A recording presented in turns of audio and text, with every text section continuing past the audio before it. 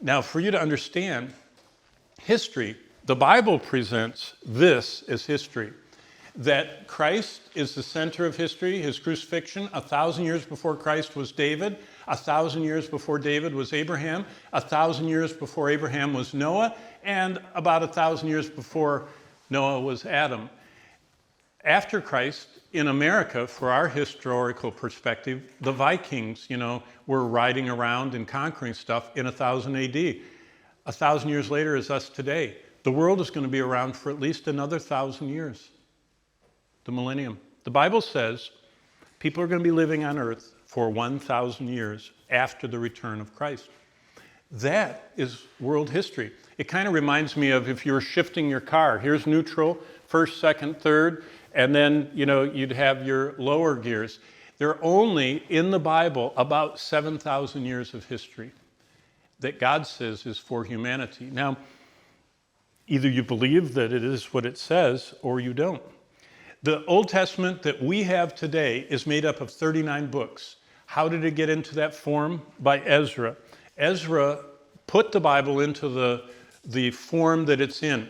By the way, Ezra is most revered next to Moses to the Jewish people. The number one Jew of all is Moses. The number two Jew of all is Ezra. Here's the reason why. Ezra, number one, invented biblical Hebrew. If you think about it, the Jews were in Egypt. So the language that Abraham, Isaac, and Jacob and Joseph spoke, after 400 years in captivity, they were in Egypt. Then they moved to the Promised Land, and so they were in the Promised Land. Then they were hauled off to Babylon. By the time we get to Ezra, almost no Jewish person could read the Old Testament. They couldn't read Genesis, Exodus. They couldn't read all of these books because they had been in the Promised Land where the Phoenicians were and in the Babylonian captivity. So what Ezra did is Ezra invented block Hebrew, this square writing. All of the Hebrew letters fit in a square. You can buy your name in little squares.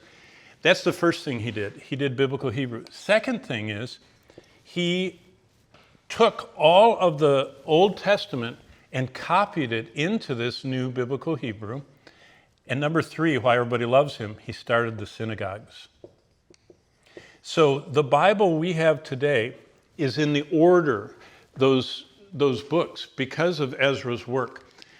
The way the Bible's laid out is the history books, the prophecy books, the wisdom books. But look at this. These were written before the exile, 14 of them. 3, Ezra, Nehemiah, and Esther, are after the exile. The same is true of the prophetic books. Before the exile, Haggai, Zechariah, Malachi, after. So the last 3 prophets are post-exilic.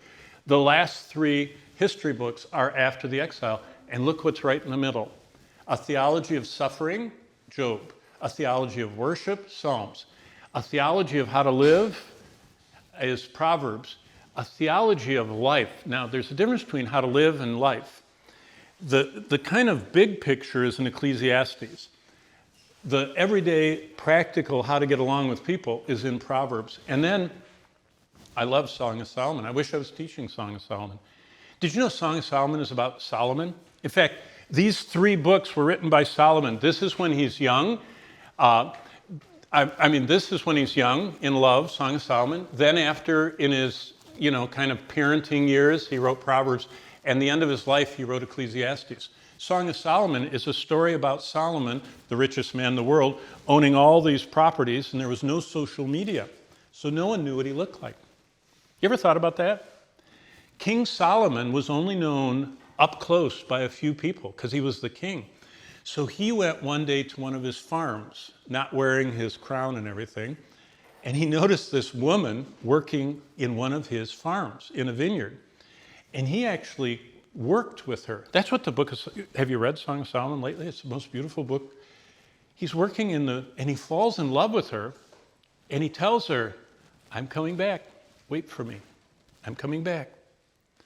And so this normal person that looks just like her, working in the field, leaves her, and the whole book of Song of Solomon is her going, oh, my beloved has gone. I don't know if he's coming. And all of a sudden she goes, and there he comes. And it's all that writing about he's in his chariot, and he's wearing this helmet, and he's got this armor on.